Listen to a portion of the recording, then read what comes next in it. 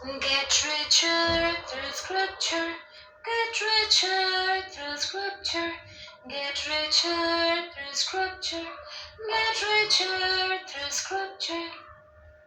आपका मेरे channel get richer through scripture में स्वागत है। आज इस वीडियो को बनाते हुए मैं इतना प्रसन्नचित्त हूँ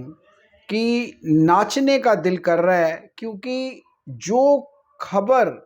मैं पिछले कई दिनों से फॉलो कर रहा हूँ, और जब मैंने ये पढ़ा कि आईफोन 14, बिल्कुल ठीक सुना, अमेरिकन जायंट जो कि 2.5 ट्रिलियन की कंपनी, एक टेक जायंट है, आप सब जानते हैं, एप्पल फोन, और उनका भी जो लेटेस्ट वर्जन है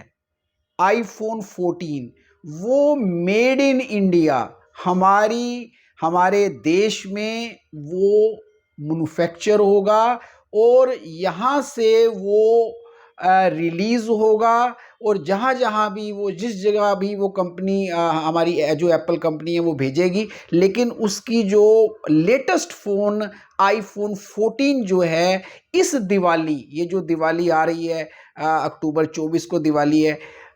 ये रिलीज हो जाएगा। यानी कि iPhone 14 made in India, made in China नहीं, जो अब तक रहा है।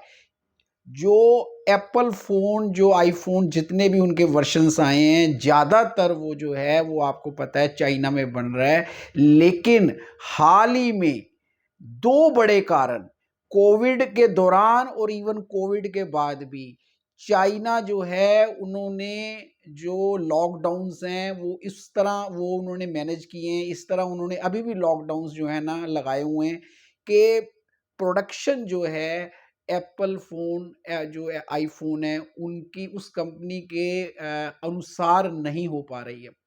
उनको बहुत दिक्कत आ रही है प्रोडक्शन में, जो उनके प्रोडक्ट्स हैं उनको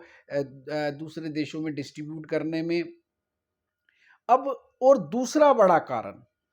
जो कि असली कारण है, जियोपॉलिटिकल टेंशन जो इस समय विश्व में चल रही है। और आप जानते हैं, विशेषकर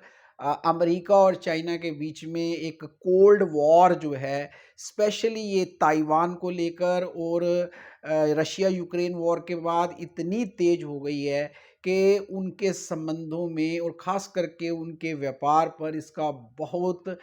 जो है प्रभाव पड़ा है। और उस कारण से बहुत पहले से ही अमेरिका ने ये इशारा कर दिया था, उस अमेरिकन कंपनी ने, कि हम जो है अपनी बहुत बड़ी परसेंटेज जो है प्रोडक्शन की, वो इंडिया में बनाएंगे। और आप सब जानते हैं 2017 में इन्होंने कॉन्ट्रैक्ट बेसिस पर जो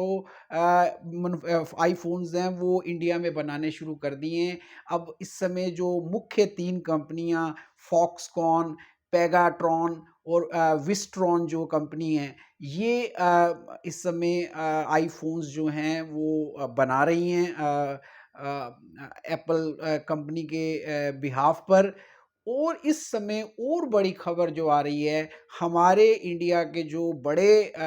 समूह हैं, बिजनेस ग्रुप्स हैं, टाटा और वेदांता, ये पूरी कोशिश कर रहे हैं कि ये इन कॉन्ट्रैक्ट, जो इलेक्ट्रॉनिक्स कंपनीज हैं, जो मैंने अभी नाम बताए, विस्ट्रॉन और ये फॉक्सकॉन, इनके साथ मिलकर वो मैन्युफैक्चर करना चाहते हैं आईफोन्स को। यानी कि एक बहुत बड़ा ट्विस्ट, यानी कि, और ये भी दावा किया जा रहा है एक रिलायबल जो है सोर्सेस से, कि 4-5 साल के भीतर भीतर ही 2025 तक जो है, करीब 25% जो है जो एप्पल फोन के जो प्रोडक्ट्स हैं, अ, वो इंडिया में बनेंगे। यानी कि इंडिया एक आईफोन का एक बहुत बड़ा हब बनने जा रहा है, जिस जिस जिसके पीछे इस कॉन्ट्रैक्ट को लेने के लिए, इस दौड़ में वियतनाम भी शामिल है, और भी एशियन कंट्रीज जो है ना शामिल हैं, कि वो ज़्यादा से ज़्यादा इस मैन्युफैक्चरिंग को अपने राष्ट्रों में ला सकें। लेकिन कहीं ना कहीं हमारी जो नीति है, हमारे संतों की जो नीति है, जो हमारा भारतवर्ष शुरू से अपना रहा है, वो कारगर सिद्ध हुई है। एक कबीर की 2 लाइनें मुझे याद आ रही हैं, कबीरा खड़ा बाज़ार में माँगे सबकी खैर, ना काहू से दोस्ती, ना काहू से वैर। हमने केवल भला चाहा, केवल भला किया, केवल कर्म किया और किसी से वैर नहीं किया, किसी से अलाइन नहीं हुए, किसी से गुटबाजी नहीं की। और आज देखिए रशिया, चाइना, अ, कोई भी कंट्री, यूएसए, कोई भी कंट्री आज हमें बिज़नेस पार्टनर जो है ना वो हमें बनाना चाहती है, हमारे बिना उनका काम नहीं चल रहा। और ये जो आज डेवलपमेंट हुई है, जो ये आईफ़ोन्स जो इंडिया में मैन्युफैक्चर होने जा रहे हैं और इसी दिवाली को आप देखिए कि ये सब होने जा रहा है। और बड़ी बात मैं कहना चाहूँगा, ये एक बहुत बड़ा संकेत है हमारी इलेक्ट्रॉनिक इंडस्ट्री के लिए, हमारी इलेक्ट्रॉनिक इंडस्ट्री के बूम के लिए, जिसका कि मुझे पर्सनली इंतज़ार था और वो हो गया है। हमारी इलेक्ट्रॉनिक इंडस्ट्री को एक दिशा मिल जाएगी यदि आईफ़ोन, यदि ये कंपनी हमारे यहाँ 25% प्रोडक्शन करने में सफल हो जाती है, यदि ये हब बन जाता है आईफ़ोन मोबाइल्स का, तो इलेक्ट्रॉनिक इंडस्ट्री जो है हमारे यहाँ बूम कर सकती है, जिसका इंतज़ार इसलिए क्योंकि आप देखिए कि इतना बड़ा बिल जो है इलेक्ट्रॉनिक्स इंपोर्ट का, आप यदि डेटा के हिसाब से चलें, तो करीब-करीब सवा लाख करोड़ रुपए की कंपोनेंट्स, इलेक्ट्रॉनिक कंपोनेंट्स हम चाइना से और दूसरे देशों से जो है ना मंगवा रहे हैं। और यदि हम इनको यहाँ बना लेते हैं, जिसके लिए इस समय हमारे देश की जो जो मिनिस्ट्री है, ministry of electronics and information technology, उन्होंने 1 बिलियन की अनाउंसमेंट भी कर दी है ताकि इलेक्ट्रॉनिक्स की मैन्युफैक्चरिंग को प्रोत्साहन दिया जाए। और ये खबर मिलकर एक बहुत बड़ा संकेत हमारी इलेक्ट्रॉनिक इंडस्ट्री के लिए। और यहाँ मैं शास्त्रों से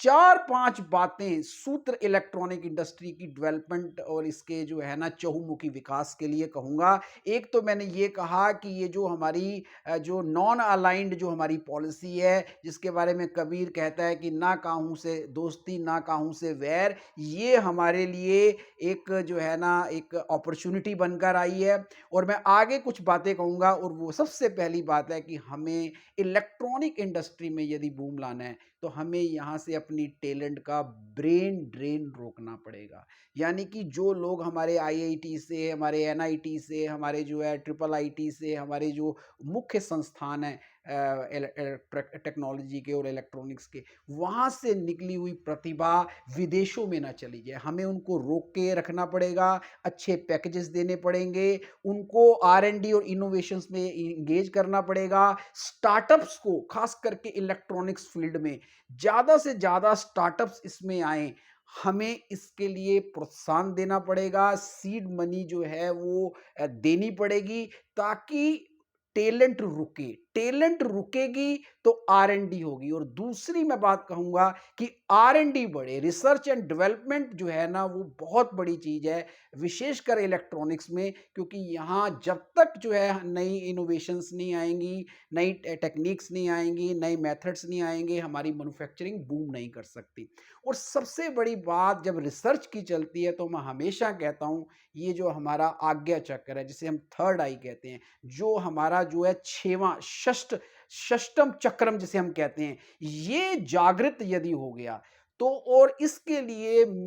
हमारी जो पूरी टीम है गेट रिचर थ्रू स्क्रिप्चर्स की, वो आपके साथ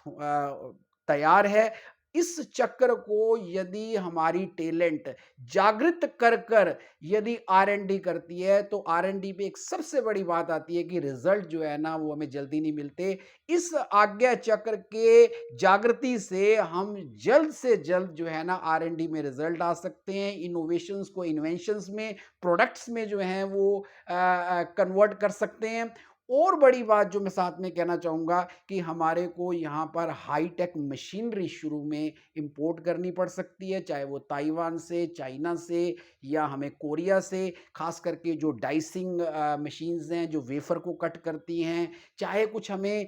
जो है चीज़ें हमें बाहर से मँगवानी पड़े, जैसे सिल्वर पेस्ट है, जो एक बहुत कंडक्टिव जो है एडहेसिव होता है, चाहे वो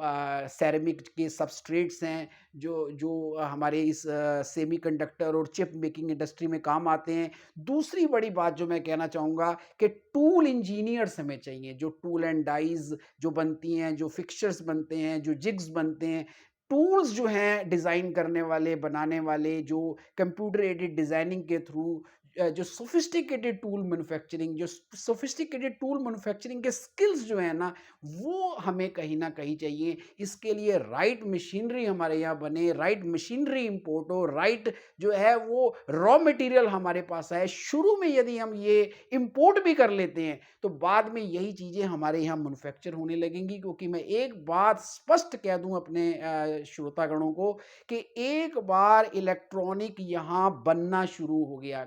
तो आप देखिए हमें बेचना नहीं है, हमारे यहाँ खुद इतना बड़ा बाज़ार है कि बना और बिका। और एक बड़ी बात लास्ट में मैं अपने वीडियो को ख़त्म करने से के पहले एक कहना चाहूँगा कि जो पुष्पक विमान की बात हम करते हैं, जो रामायण में और हमारे ग्रंथों में जिनका जो है ना उल्लेख आता है कि भगवान राम ने भी इस विमान को यूज़ किया था। तो उनकी जो कॉन्फ़िगरेशंस थी, उन विमानों की, पुष्पक विमान की मैं विशेषकर बात कर रहा हूँ, वो मंत्रों से होती थी, वो मंत्र आज भी ज़िंदा हैं। हम उनका आह्वान नहीं कर रहे, उनका उच्चारण नहीं कर रहे, वो मंत्र भी हमारे स्क्रिप्चर्स में हैं, हमारा प्लेटफ़ॉर्म आपके साथ है। यदि पुष्पक विमान जैसी सोफ़िस्टिकेटेड, उसके तो अभी मतलब हम कहीं भी नहीं हमारी जो है ना वो टेक्नोलॉजी ठहरती। जहाँ चाहे वो ताइवान की टेक्नोलॉजी हो, चाहे कोरिया की हो, उस स्तर की टेक्नोलॉजी यदि हिंदुस्तान अपने मंत्रों की शक्ति को यदि जगा ले, तो मैं कहता हूँ एक बहुत बड़ा बूम हमारी इलेक्ट्रॉनिक इंडस्ट्री में आ जाएगा, क्योंकि ऑलरेडी हम सॉफ्टवेयर में पारंगत हमारे को हासिल है, एक्सपर्टाइज़ हासिल है। केवल हमें हार्डवेयर में, ख़ास करके ये जो बारीक हार्डवेयर है, चिप्स और ये जो जिसे आप कहते हो सेमीकंडक्टर्स, इसमें हमें महारत हासिल करनी है और इलेक्ट्रॉनिक्स का एक लीडर बनकर उभरना है। मैं इन्हीं शब्दों के साथ मैं अपनी वाणी को विराम देता हूँ। धन्यवाद।